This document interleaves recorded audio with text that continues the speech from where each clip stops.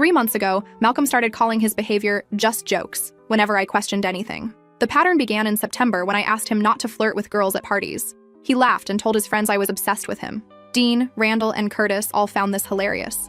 They started making comments about clingy girlfriends whenever I was around. Malcolm began testing boundaries. He would dance with other girls at bars and wink at me across the room. He started giving out his number to random women right in front of me. When I confronted him later, he said I was being completely dramatic about normal social interaction. "It's just dancing," he would say, shaking his head like I was completely crazy. His friends backed him up every single time without fail. At Curtis's birthday party last weekend, Malcolm's ex Sabrina showed up wearing a tight red dress. She had been messaging Malcolm for weeks, but he claimed they were just being friendly. I watched her touch his arm while talking, running her fingers along his bicep.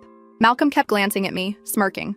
His friends Dean and Randall positioned themselves nearby with their phones out, recording everything. The party was packed with people from our college and nearby schools. Malcolm had been drinking steadily since we arrived at 8. He kept buying Sabrina drinks and completely ignoring me for hours. Every time I tried to join their conversation, he would turn his back to me or change the subject entirely. Around 11, Malcolm grabbed Sabrina by the waist and pulled her close. He kissed her with full tongue, hands gripping her hips. The kiss lasted at least 30 seconds. Dean and Randall started chanting immediately. "She deserved it! She deserved it!" they yelled, pointing their cameras directly at me. Other people turned to watch the spectacle. Some laughed, others looked uncomfortable but said nothing. Malcolm pulled away from Sabrina and stared straight at me. "Just a joke, babe," he called out, grinning. Sabrina giggled and whispered something in his ear. He nodded and squeezed her waist again. I walked through the crowd toward the front door. People moved aside and stared. My phone started buzzing before I reached my car. Text after text appeared on my screen. Malcolm was sending them faster than I could read. 15 messages total by the time I got home. "You're ruining my night. Come back right now and apologize to Sabrina. Stop being so dramatic about everything. Everyone at this party thinks you're completely psycho now. This is exactly why guys don't want serious girlfriends. You totally embarrassed me in front of all my friends. Learn to take a harmless joke for once in your life." I drove home and turned off my phone completely. When I checked it Sunday morning, Malcolm had posted 6 Instagram stories between midnight and 3 a.m. Videos of him grinding on random girls at the party. Close-up shots of women dancing against him. Each caption read variations of, "This is what happens when you try to control me," and "Freedom feels so good right now." The final story showed Malcolm doing shots with 3 different girls. The caption read, "Single life hits different." He had tagged Dean, Randall, and Curtis in every single post. Malcolm showed up at my apartment building at 3 a.m. Sunday morning. He pounded on the front door for 5 straight minutes, yelling my name loud enough to wake up neighboring units. When I finally opened it, he reeked of alcohol, cigarettes, and multiple different perfumes. His button-down shirt was wrinkled and stained with something dark, his hair stuck up in random directions. "You're a psycho girlfriend," he said, swaying in my doorway. "Every guy cheats on their girl eventually. At least I did it to your face instead of sneaking around behind your back like some coward." I told him to leave immediately. He laughed and leaned against the doorframe. "You'll forgive me by Tuesday like you always do," he said. "Remember when I made out with your sister's friend at Christmas? You got over that real quick." Then he stumbled back to his car and drove away. Monday afternoon, Dean sent me a private message on Instagram. "You're way too uptight about everything. Malcolm was teaching you an important lesson about trust and boundaries. You should be grateful he cares enough to help you grow as a person." I read the message twice, then closed the app. 20 minutes later, Celeste sent me a message. She's Curtis's girlfriend and had seen the group chat on his phone. She forwarded me 23 screenshots from their conversations since Sunday night. Malcolm was bragging in detail about putting me in my place. "She'll come crawling back like always," he wrote. "They all do when you show them who's really the boss." Randall replied with crying, laughing emojis. Curtis wrote, "Savage move, bro." Dean added, "She definitely needed that reality check." Malcolm sent a shirtless photo of himself in bed with messy hair. "Single life is treating me incredibly well already," he captioned it. More laughing emojis followed from all his friends. Malcolm thinks he knows exactly who I am. He thinks I'm still the same naive girl who apologized after our first fight 2 years ago. The girl who blamed herself when he joked about my weight in front of his entire family last Christmas. Right now, he's probably out celebrating with his friends, thinking he's won some kind of victory. He has no idea what's coming for him. First update, so remember how Malcolm said I'd come crawling back by Tuesday? Well, guess what happened on Tuesday? Absolutely nothing. I didn't text him, didn't call him, didn't even check his social media. And apparently this broke his entire brain because by Wednesday morning I had 17 missed calls and 43 text messages. The messages started normal for Malcolm. "Hey babe, you're being really immature about this whole thing." Then they got progressively more desperate. "I know you're reading these messages. Why are you ignoring me when I'm trying to fix this? This silent treatment thing is getting really old." By Thursday, he was practically having a meltdown through text. "I can't believe you're actually going to throw away 2 years over one harmless joke. Sabrina meant absolutely nothing to me, you have to know that. I was drunk and my friends were egging me on, you know how they get. Here's the thing that really gets me. He kept calling it a joke. Like making out with his ex while his friends filmed me and chanted was just some hilarious prank I should appreciate. The audacity of this man is truly something else. Friday afternoon, he showed up at my workplace. My coworker Miranda came to find me in the break room and told me there was some guy in the lobby asking for me, looking really agitated. I peeked around the corner and there was Malcolm pacing back and forth, running his hands through his hair like he always does when he's stressed. I walked out there and his whole face lit up like he thought I was finally ready to forgive him. He started talking immediately. "Thank God, I've been trying to reach you for days. We need to talk about this situation and figure out how to move forward together." I told him we could talk right there in the lobby since he'd made such a public spectacle of our relationship already. His expression changed real quick. "Don't be like this," he said. "You're being really unfair. I came here to apologize and work things out like adults." So I asked him what exactly he was apologizing for. And guys, this man actually said he was sorry that I misunderstood his joke and got my feelings hurt. Not sorry for kissing his ex. Not sorry for humiliating me. Sorry that I'm too sensitive to appreciate his sense of humor. I told him his apology was noted and he could leave now. He started getting louder then, saying I was being completely unreasonable and making this whole thing way bigger than it needed to be. "Every couple goes through stuff like this," he said. "It's called growing together and learning to trust each other."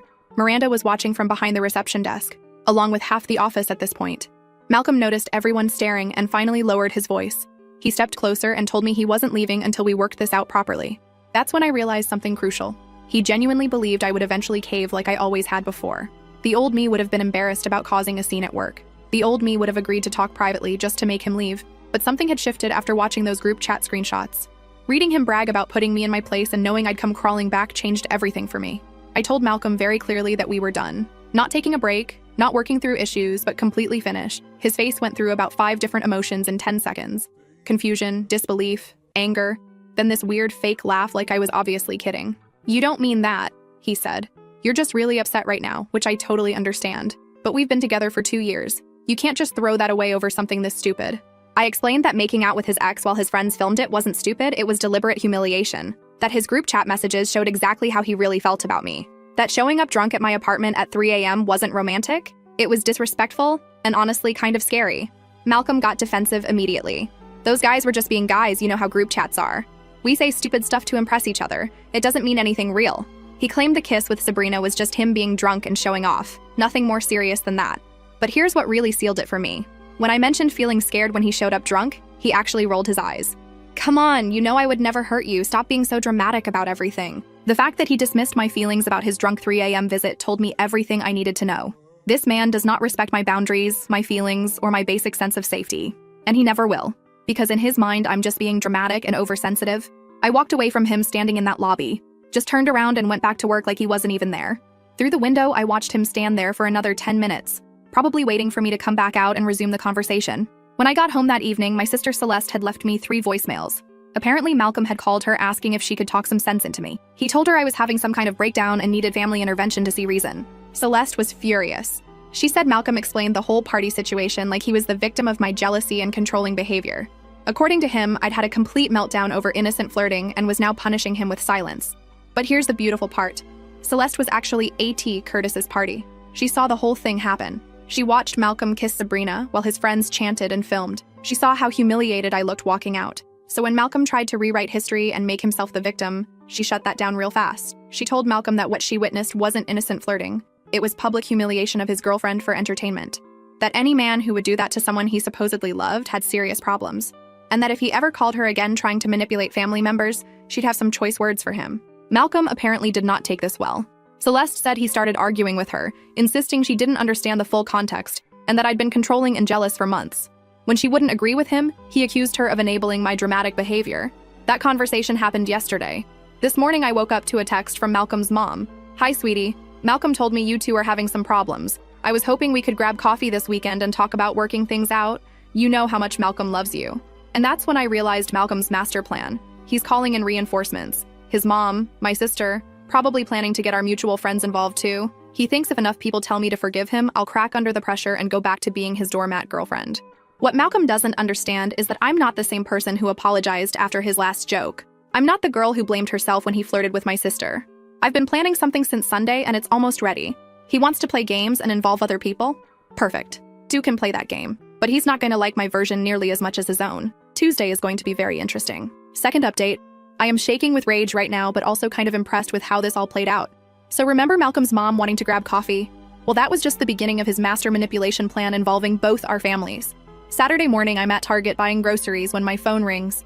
It's my mom. She sounds worried and asks if I'm okay because she just got off the phone with Malcolm's mother. Apparently, Malcolm told his parents that I'm going through some kind of mental health crisis and refusing to communicate about our relationship problems. I explained the whole party situation to my mom. The kiss with Sabrina, the filming, the group chat messages, everything. My mom listens and then gets pissed. She tells me Malcolm's mom painted a completely different picture where I had a jealousy-fueled breakdown over innocent socializing, and now I'm punishing Malcolm with cruel silence. My mom immediately calls Malcolm's mom back. I can hear both sides of this conversation because my mom put it on speaker. Malcolm's mom starts with how concerned she is about my emotional state and how Malcolm is devastated that I won't even discuss working through our problems. My mom cuts her off and explains what actually happened at that party. The public humiliation, the deliberate kissing, the friends chanting and filming my reaction. Malcolm's mom goes quiet for a long moment, then says that's not the story Malcolm told them at all. According to Malcolm's version, I got irrationally jealous when his ex showed up at the party. I caused a huge scene over him being polite to her, then stormed out dramatically when he gave her a friendly hug goodbye. His friends were laughing at my overreaction, not participating in any humiliation. The Instagram posts were just him blowing off steam after I refused to answer his calls. My mom is incredulous. She asked Malcolm's mom if she really believes her son would lie about something this serious. There's this long pause. Then Malcolm's mom says she trusts her son, and maybe there's two sides to every story. That's when my mom loses it. She tells Malcolm's mom that if her son thinks public humiliation is appropriate relationship behavior, then maybe she failed as a parent. That any mother who defends her adult son kissing other women in front of his girlfriend clearly raised him to disrespect women. Malcolm's mom hangs up on her. Sunday afternoon gets even worse.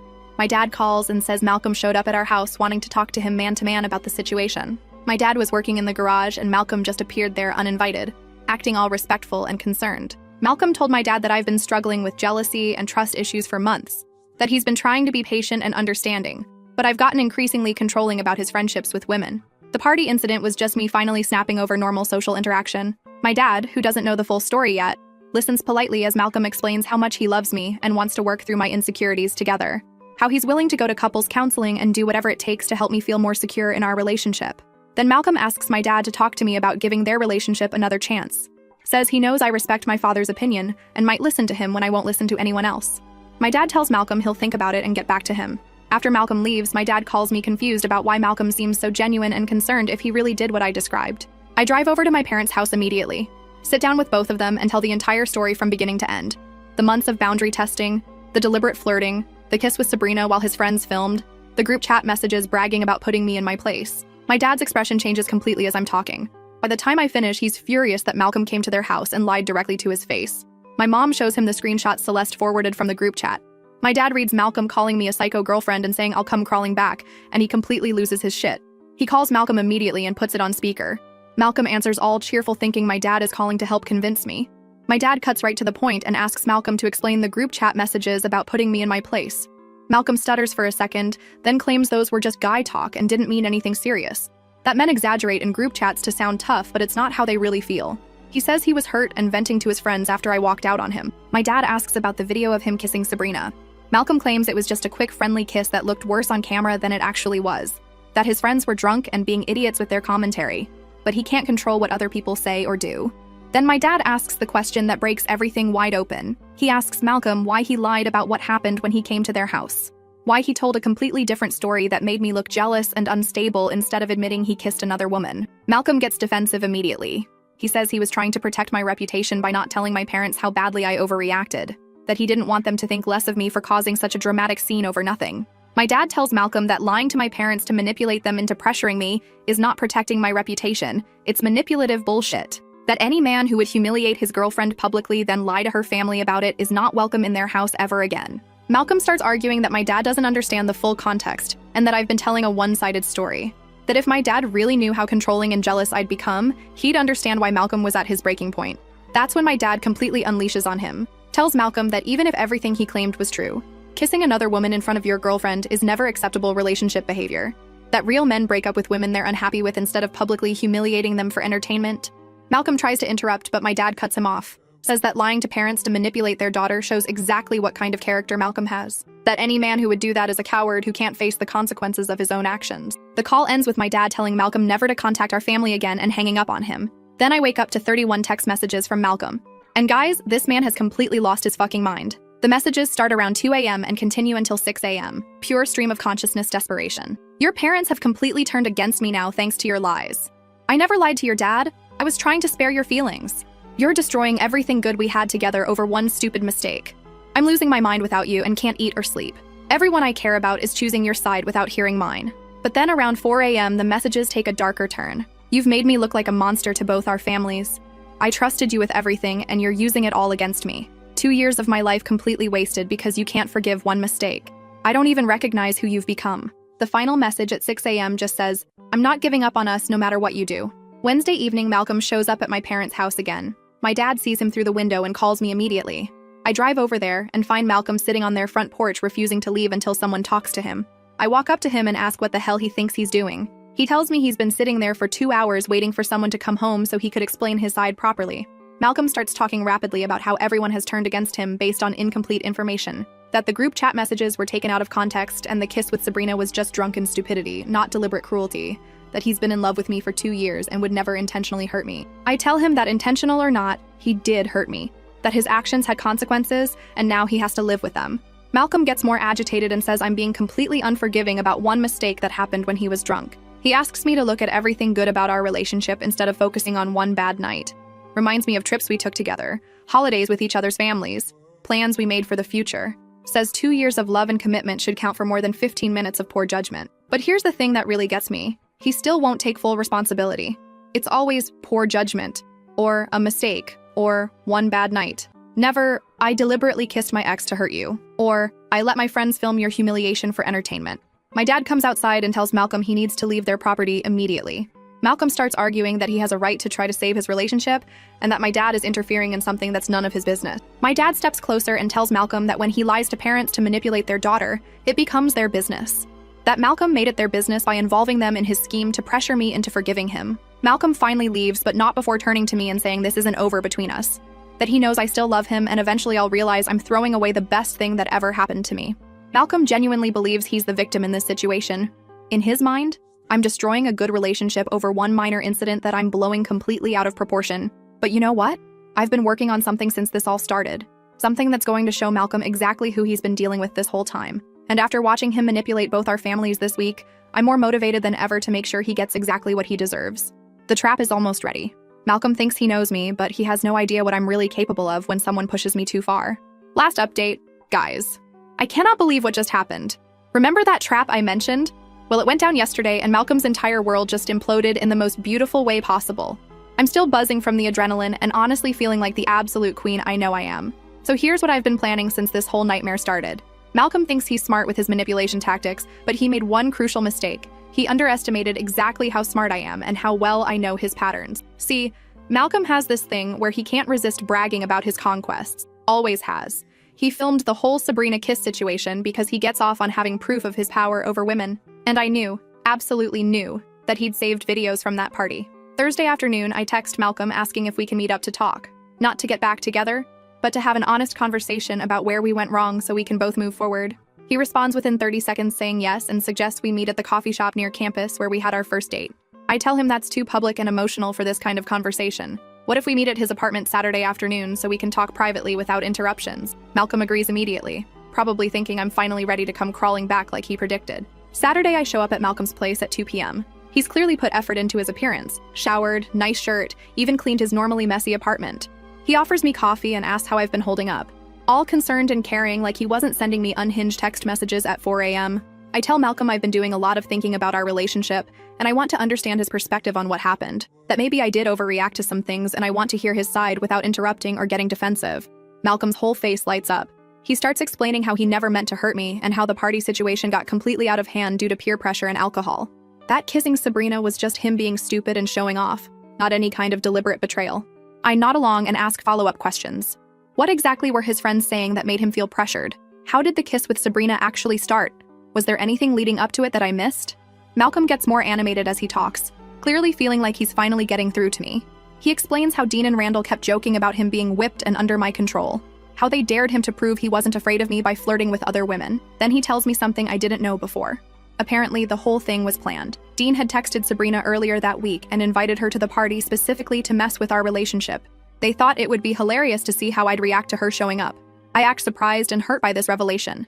Ask Malcolm why he went along with a plan designed to humiliate me. He gets defensive and says he didn't know about Dean's plan until that night, and by then he was too drunk to think clearly.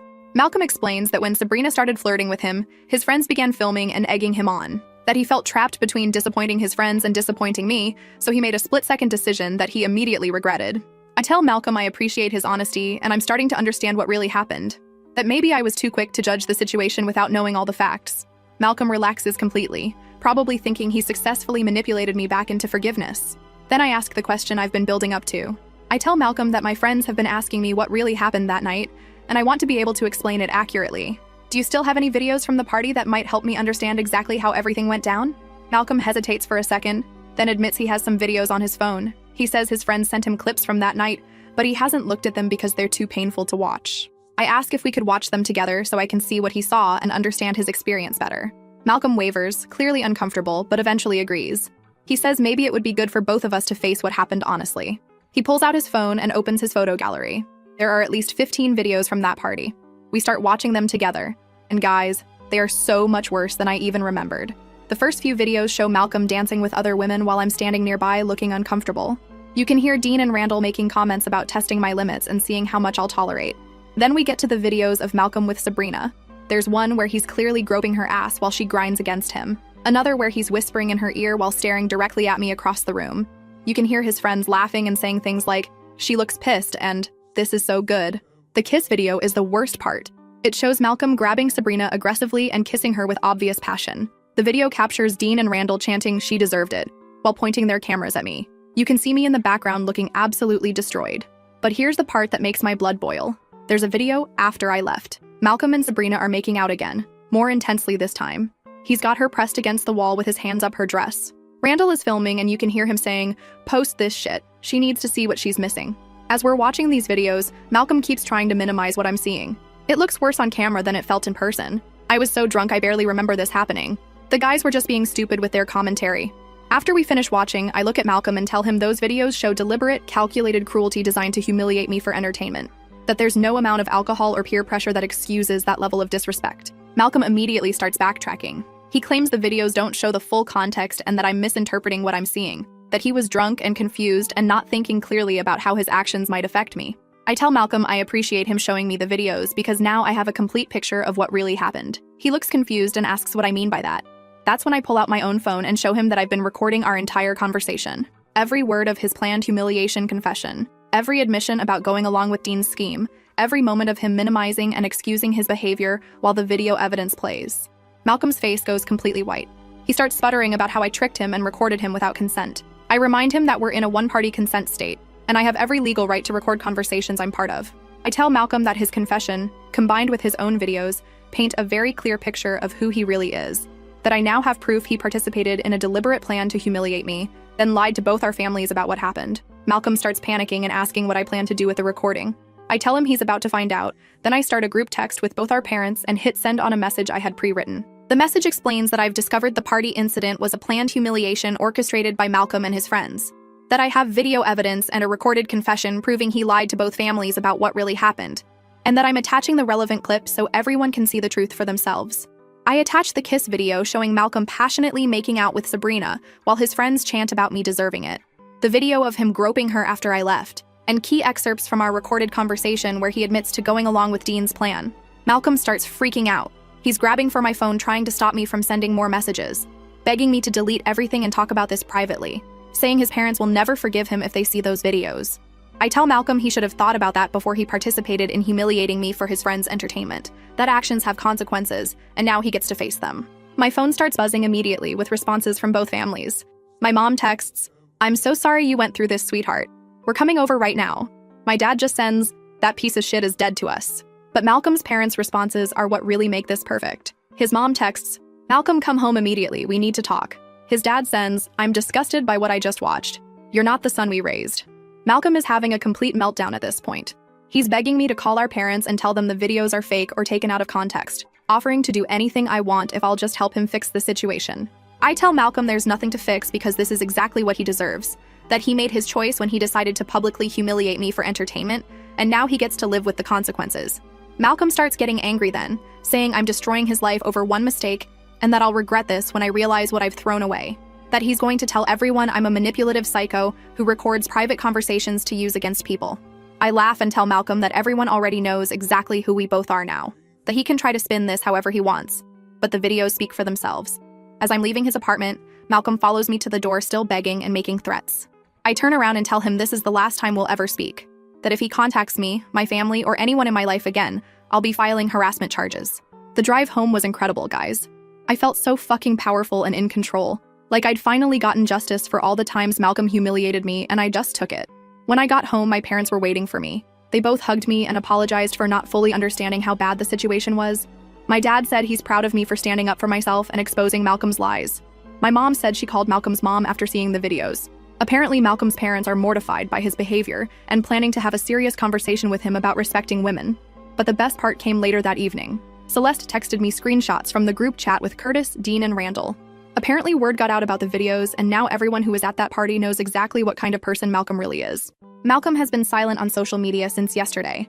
No posts, no stories, no responses to comments.